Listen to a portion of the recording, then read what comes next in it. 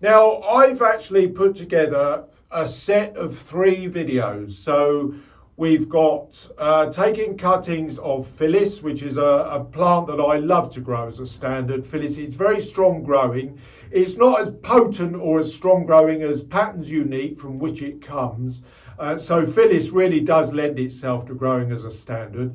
I've done a video for taking cuttings from a Regal, and I've also done a video from taking cuttings of my butterfly Briar West, of which I've got a really good standard down the bottom there, but you'll see it in the video. So you can see how to take cuttings from the Zonal stellar side. So I've got 3 videos there that I'm going to put together, and you can see those now.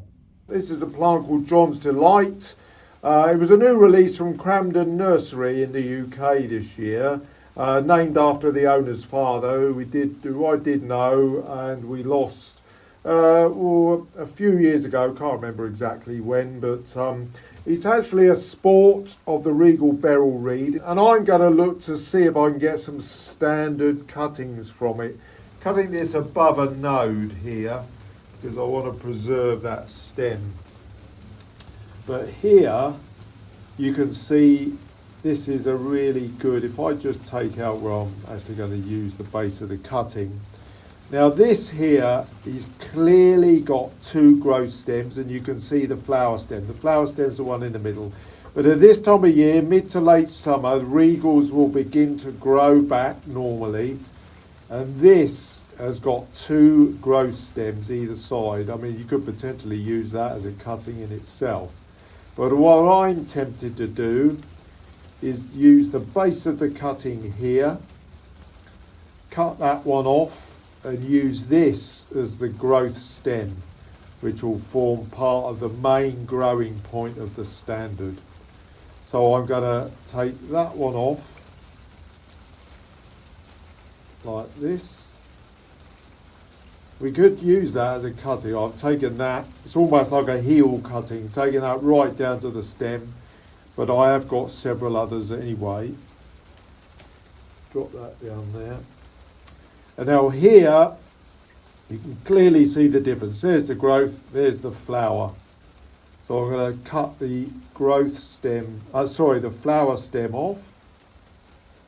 There it is, that's the flower stem gone. I mean, it's not, it's not dead straight, but you'll be able to certainly train that into a straight stem over a period of time. And there we are. There's the heel. Just going to tidy that up a little bit. And there we've got a good long stem.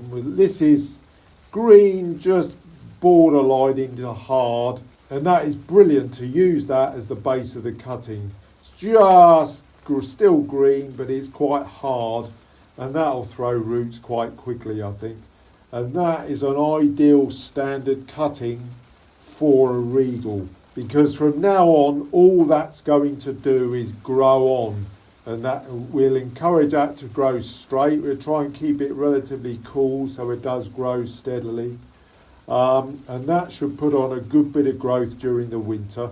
Right, so all I'm going to do with this is just normal cutting. Just cut it below the node. Hopefully you can see that, not too much problem.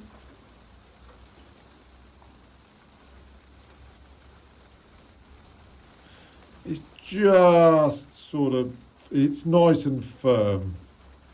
It's still green though, but it's nice and firm, so that should root no problem at all. Here we are. That's perfect, a perfect sort of cutting. There we are, and I'm just going to tidy that slightly.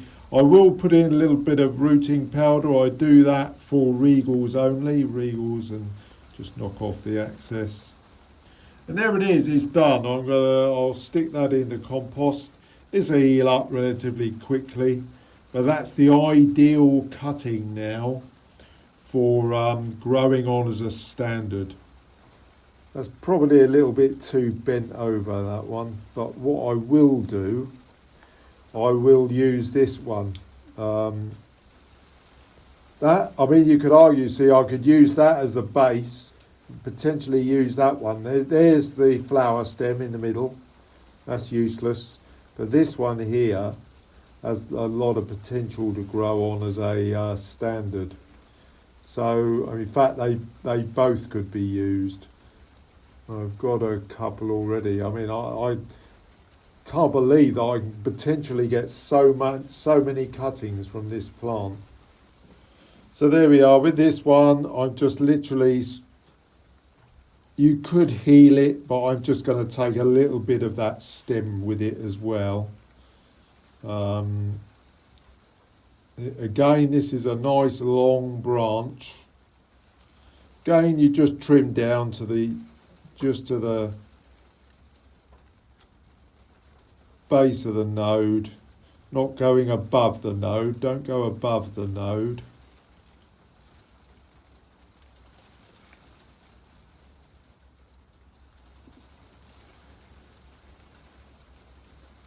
But again, these are firm cuttings.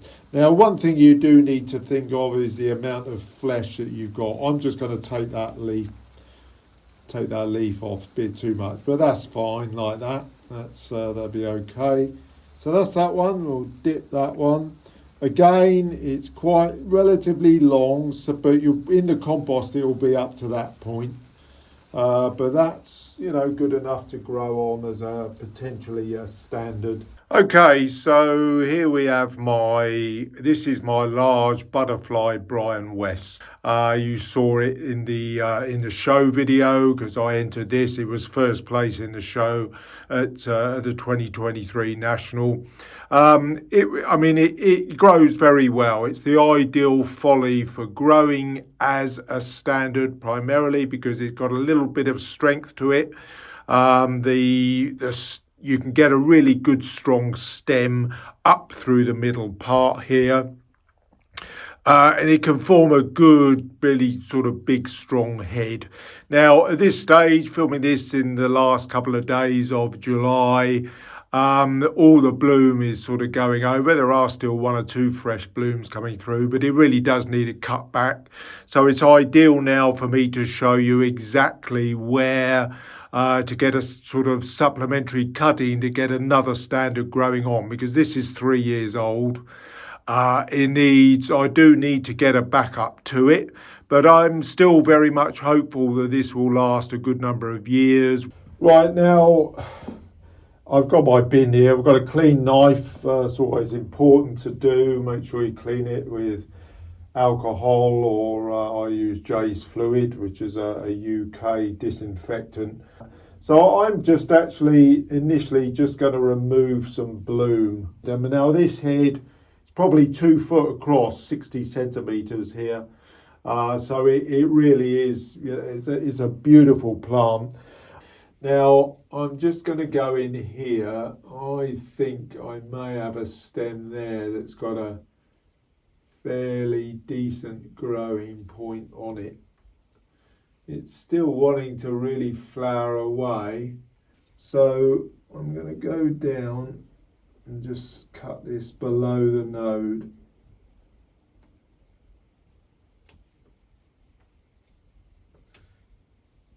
There we are, that's gone, I think. So there we are. That's the cut. In fact, I've cut that just ideally on the correct node. There's not much more cutting to do there. So we'll finalise that. There's the first one. This is an ideal butterfly stem. It's a really gorgeous leaf, very strong. We'll tidy that up on the bench at the moment. As is the case, of course, with the zonal side, they flower and grow on the same stem, so you haven't got to worry about the fact that you can take cuttings at this time of year or any particular time of year, and you're not too concerned about the actual growth type. Again, when using sharp knives, always be very, very careful. There we are. There's another good one. Right, so that's probably going to show you the depth that I'm going to go down to with regard to cutting back. But there we are, there's our other cutting, that's perfect. So there we are. I'm going to leave that now. What I'll probably do is give that a trim back on my own channel. Right, okay, so here we are. We got 3 cuttings that are ideal. Right, so I mean, let's have a look here. We certainly have got to get rid of all these blooms. The key thing, of course, as always with the cutting, you don't want any effort going into bloom production. You've got another one there. Snap that off. Be careful not to bruise the stem too much. I'm probably going to tidy these up a bit. I'm going to snap that leaf off there. Put that over there. Now, the key, obviously, is that with zonals, you do not want the wood to be too hard. This is ideal. It's green. It's pale green in this case because it is a butterfly leaf. The butterfly leaf is looking quite neat. And what I mean by that, it's got the good butterfly leaf characteristics all the way through. It's not sort of sporting to solid green, which is what you need to watch out for really with butterfly leaf plants. And then at the top, I am just literally nicking out that bloom there. I'm using a knife in this case because... Okay, so what we're going to do, we need to take this side shoot out here. The side shoot there. So take that down. So you can see, in a way, we're already trying to develop a little bit of a stem. Now you don't want too many leaves up here, so I'm going to take those. Get rid of that one. They're snapping quite well. It's well watered. It's probably been watered, well, what, 2 or 3 days ago. I'm just literally trimming these little flower stem breaks there, okay? So that's fine there. I will probably take the lowest leaf there. And there we are. I mean, that's not too bad. Looking at that side on, it's relatively straight. So now I'm just going to get rid of this bottom shoot here. Tidy that up. And there we are with regard to the tidiness of the stem. I think that's fine. So now I've just got to cut just below. You can see there where I've taken off another flower stem in the past, where I've given it a dead head. So I'm just going to go millimetre or 2 below the leaf joint there. Just square it off a little bit. Now, zonals root very quickly at this time of year. And there we are, simple as that. That's that one done. Just plop him over there. And what we need to do now, of course, is just let this seal off. All these wounds need to be sealed. So I'll leave that probably about an hour in this case because there's a lot of wounds that have been inflicted on it. So I'll leave that to completely seal off. And then we'll put it on. So I've got that one. I'll speed through these other 2 that I'm doing for you here.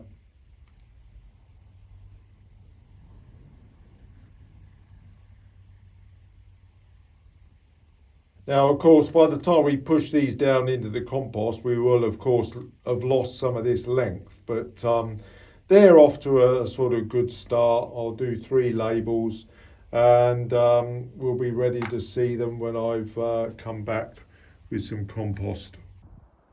Right, so here is my giant Phyllis standard, and I'm going to get 1 cutting from a corner here that I've seen. Right, so let's go. We've got a good break going on here. So I'm just going to cut this back at this point. There.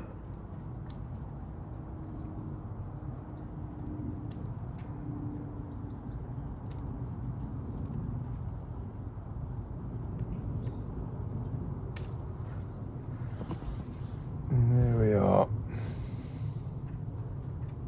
We can see on here, we've got a bit of a flower stem going on there.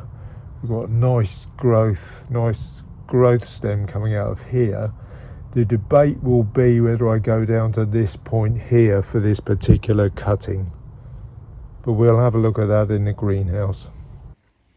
Right, so with this Phyllis, we've got sort of a flower stem. Now, at this time of year, in the midsummer, a lot of Regals, stroke uniques, and that type of plant are beginning to throw growth stems again. And this is a superb growth stem. Now, in terms of the fact that we want to grow a standard, I've got a bit of a dilemma here, because I could take the cutting there at this node, cut that sort of semi-flowering stem off and get the growth to continue from this point here.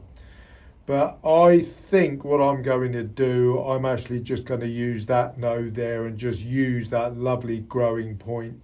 I just think it's a little bit, I just don't like the idea of trying to extend that, because that is almost certainly a sort of semi-flowering stem.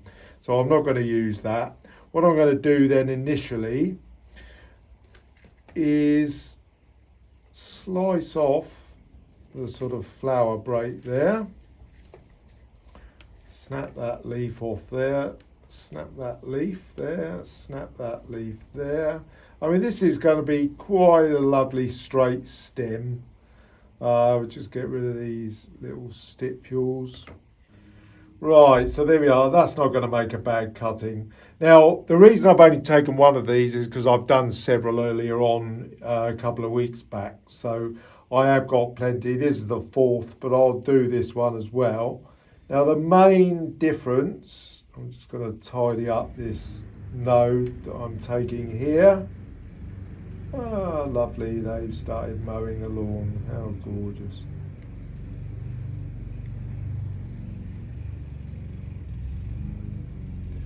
Right, so we'll just go to below the node there.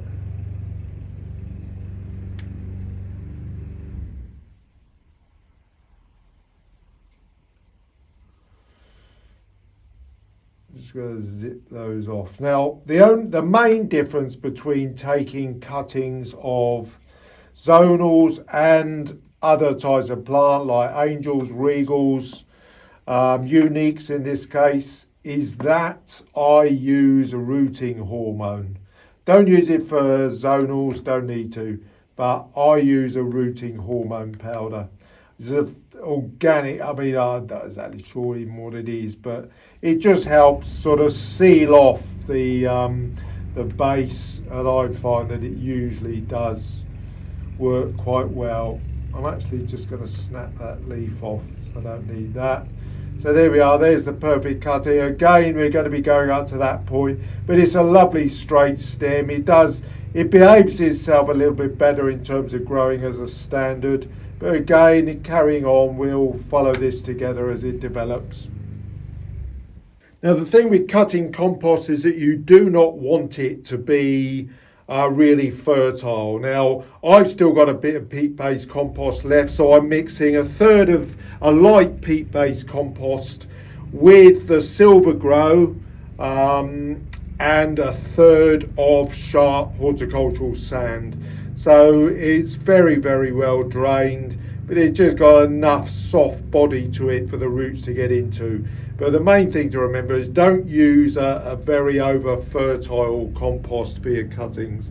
And it also needs to be very, very well but finely drained.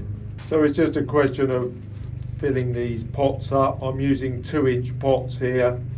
These are fine individual pots for the individual cuttings. I firm it down fairly well, and that's about as good as it goes. Well, the compost is damp, and this will not need watering to about 2 or 3 days into the cuttings being taken here. You need to keep them, certainly for the first few days, quite dry so that everything seals off very well. There's dampness in this compost, and that is more than enough to keep them happy for a few days. You can then go over to watering them when you see well, you could look underneath, it's entirely up to you how you do it, but once the surface gets really quite dry, you can then go and give them a water. And will be just by standing into a saucer and letting it soak up what it needs. Right, okay, there we are. There's 4 pots that are done. I just make a little start for them. Just a little bit of a nick in the top from using the base of my knife, really. Got 4 there, so we've got 3 butterfly Briar West and the Phyllis. I've done the labels. It's about half an hour now. These have dried up. They're very well sealed. So we can just plop that down in there, push it down, and that's fine. Get the 3 of those.